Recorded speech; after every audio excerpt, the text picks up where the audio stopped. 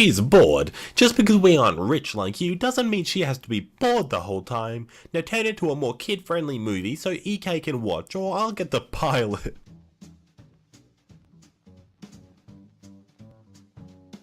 Hello ladies and gentlemen, welcome back to MK, the finest Reddit readings south of the equator. And in today's video we're going to be looking at top posts from r/entitled parents, some of the most infuriating stories for many reasons. Let's go. So first, a little background. This happened about 3 or 4 years after I moved out of my parents' house and have been living independently. Then one day I get this string of texts from my mom. Hey, how have you been doing? What you up to 2 weeks from now? Me, I've been doing alright. I've started lifting weights, exercising more. I don't think I'm doing anything too exciting next week. Why do you ask? Perfect! Me and my boyfriend are going on a trip and you need to house sit and watch the dogs for us. Sorry, but I can't just leave for a week. Please, the dogs miss you and I'd really hate to put them in the kennel.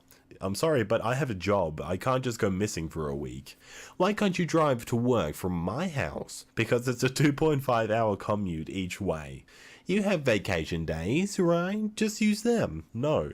Please, I'd feel really bad about putting the dogs in the kennel. You know how much she hates it. You obviously don't feel that bad about doing it. Then I hear nothing from her until the day before they have their trip.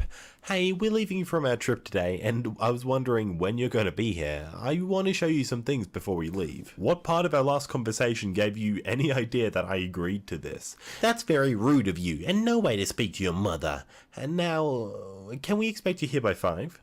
And at that point, I just put my phone on silent and stopped talking to her. So I was at the mall shopping when Mother Nature called and I had to go to the ladies' room. There was a line for the women's room. In front of me, there was a woman, EM, with her son, EK, that looked about 8 to 9 years old. He was, in my opinion, getting a little old to be accompanied by mummy in the girls' room, but I decided to just mind my own business because I'm not a mum and I don't have to think about those kind of things. It's finally my turn and I go into the restroom and choose my stall. It's a really big restroom with at least 20 stalls and it's full. I start doing my thing and I hear women in the stalls next to me shouting, "Excuse me, go away," and "Stop, you're too old for that," along with manic giggling from EK. I'm caught with my skirt up and too late to change positions when I realize this tiny pervert's hands are on the floor in the next stall and getting ready to move on to mine. All you women know that it's hard to back out of this position once you're committed to it, else the tampon goes to waste. Yeah, I can relate. I immediately warn him not to check my stall or I'd kick him in the face.